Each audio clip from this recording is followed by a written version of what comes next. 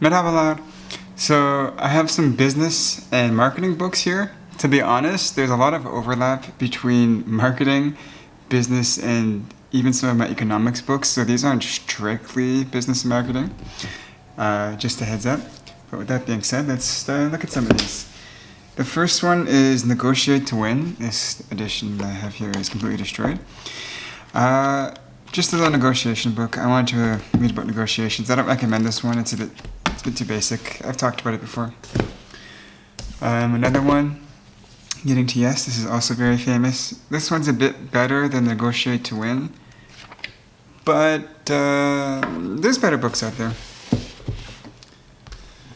The Antidote, Inside the World of New Pharma. I haven't read this one yet. I believe this is a book about aging, though, not just pharmaceuticals as well. Yeah, just like a book on pharmaceutical stuff.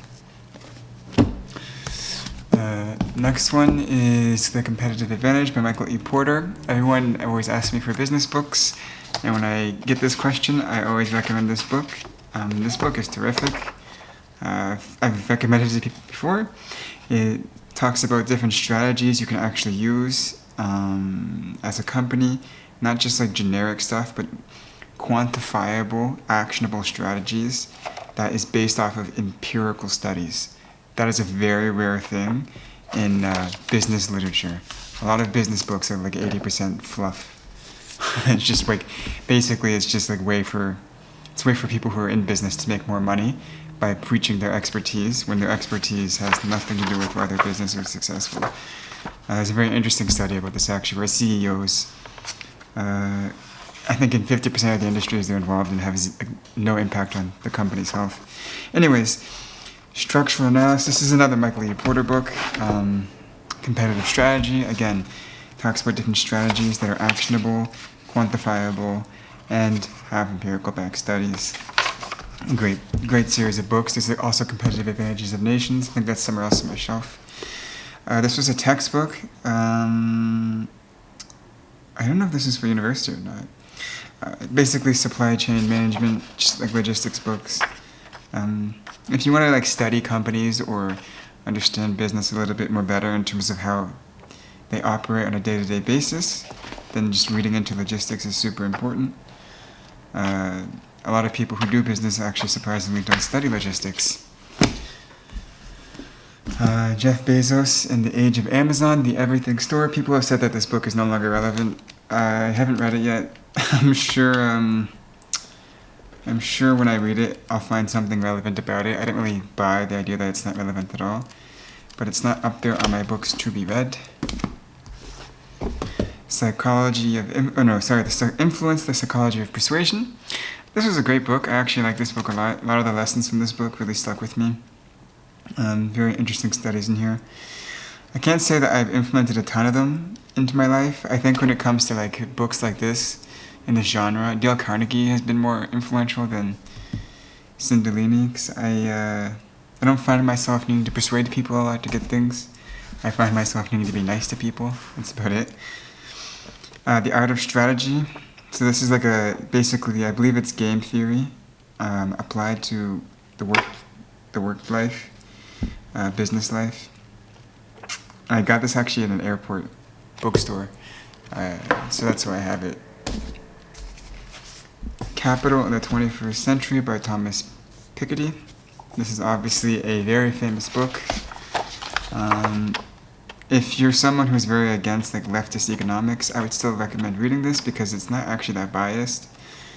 I find there's a little bit of a problem where people can't talk about some of the ideas of leftist economics without like, I don't know, having like this overreaction to communism or something like this. It was a good book, and I consider myself a centrist. So, Empire of Pain. I saw this in the bookstore. I haven't read it yet. Turks. Interesting.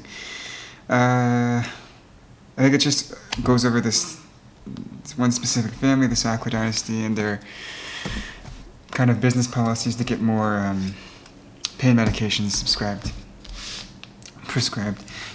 Flawless Consulting. I have no clue I have this book. I think I had it when I was a TA at the university back in Canada, and I wanted to look at ways to better consult people when they came. Didn't actually read it though. So business communication. This is another university textbook. It's actually it's a boring subject on the face value, but in the details of the book are actually kind of interesting. The idea that businesses have a unique way of communicating compared to, say, I don't know, news agencies or personal communications. It's an interesting idea when you look into it a little bit more. But, oh yeah, university textbook. I got this, I believe, at an airport as well. Just like, basically I wanted to read it because I thought it's simple enough, and you know, if you go through it, maybe you'll get a good idea here or there. Nothing too special. I don't think it's going to be groundbreaking. Positioning.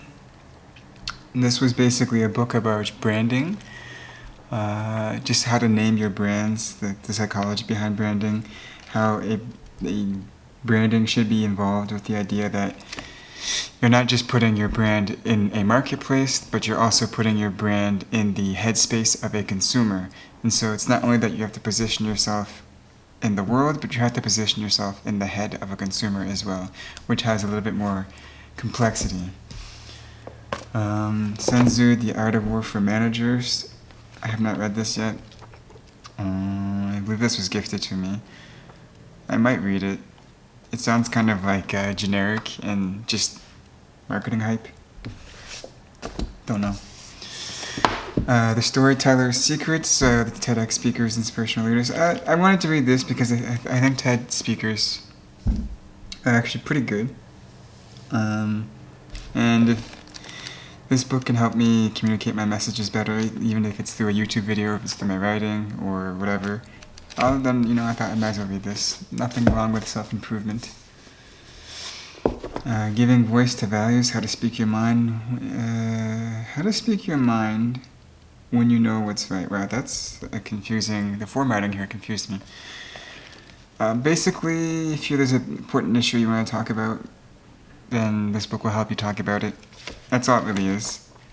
I haven't read it yet. I know someone who did read it. They said it was good. So I'll give it a go when I have time. Genentech, the beginning of biotech. Basically, goes over biotech companies. Just looks at different biotech companies. Talks about like the Genome Project as being important for the foundation of biotech companies. It goes over a little bit of the modern stuff as well. Bob Swanson. Yeah, basically that. Let's see. 0 to 1. Peter Thiel. I don't like this book. I think this book is terrible. I talked about this book in my underrated, overrated book. It's just, you know, everyone wants to talk about like armchair psychology and how like, it's just like pseudoscience, pseudo-intellectualism. This book is pseudo-intellectualism as well. If armchair psychology is pseudo-intellectualism, then this is too. No studies, really. Just his personal interpretation of things. Doesn't really substantiate his opinions. I didn't like it. The Little Black Book for Managers, another gift. Haven't read it yet, as per usual. I have too many books. But I always say I'm a collector as well as a reader. So, The Art of Innovation. I bought this one personally. I like the idea of like discussing innovation, especially as it relates to products. I always said like when I turn 40 or 30, maybe 40. I have shit to do. Maybe 40. I want to invent a product, just for fun.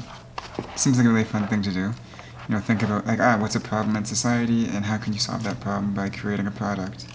Such a clear set issue, and some people are really good at it, some people really suck at it. How innovation works. Again, this is the same idea here. I wanted to read about different ways people create products that solve problems. Not just also like maybe not just products, but also like creative problems as well. If there's a particular creative writing need in society, then how does like a TV producer go about fulfilling that need, for example? Yeah, so that's why I got that book. This is obviously The Art of War, the ancient classic. No need to look at that.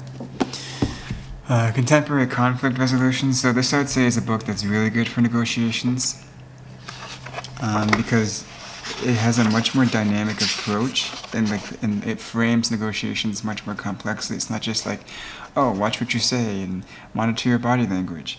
It talks about the kinds of conflicts, conflict distribution, conflict trends, the conflict domain, preventing violent conflicts, understanding contemporary conflicts, containing violent conflicts, ending violent conflicts, peace building, reconciliation, post-war reconstruction. It goes over just different case studies of real world things that would be involved in a negotiation, and that can be actually more applicable. It doesn't just revolve around armchair analysis of negotiations. Malcolm Gladwell, The Tipping Point. So I believe this book is always recommended as a marketing book. I don't think it's that good. You're better off, I feel like, reading a social psychology book than Tipping Point. Another good book is by, I forget his name, but it's called Contagious. I read the digital copy, I didn't read the hard print. Yeah, Contagious is a better book than this book. On strategy, Harvard Business Reviews. I like these things. They're usually written by people who actually know what they're talking about. Michael E. Porter's What is Strategy is in here. I think they actually sample from his competitive strategy book a lot. Yeah, 5 Competitive Forces. That's in his competitive strategy book. It's just an English strategy book, Harvard Business Review. Next one is An Introduction to Decision Theory. This is actually quite a good book. If you want to have like a strategic approach to decisions that you're making. If you're gonna, I don't know. I guess this really matters more so in economics when you're a business, or if you're like maybe in law. It's really important for having like a theory behind your choices.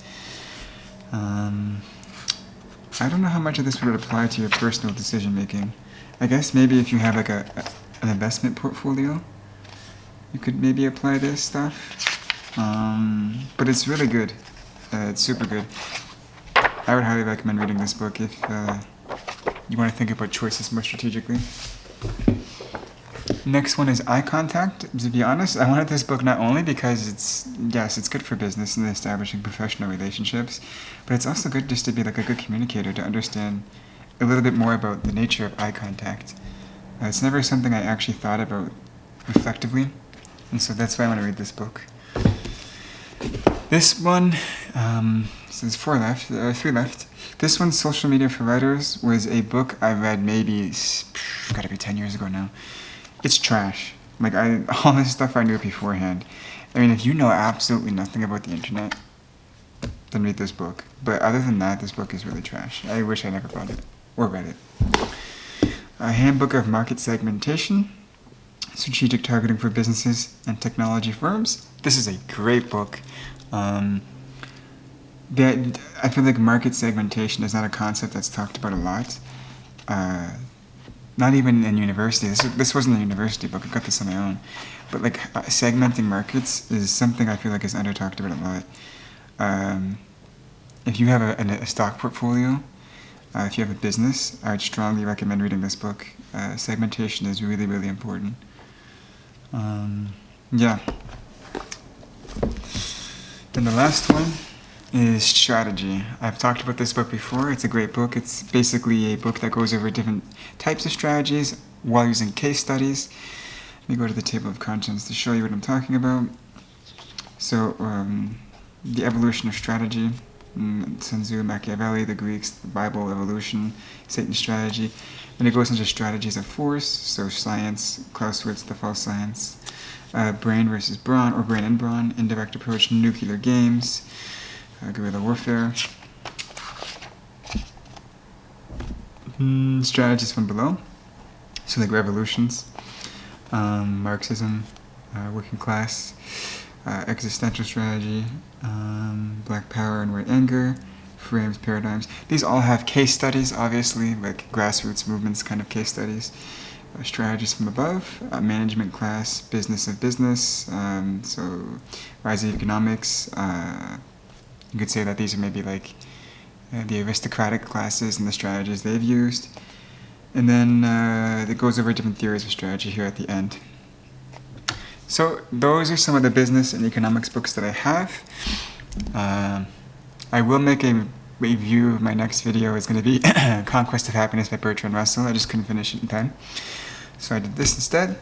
But with that being said, see you next time. Tschüss.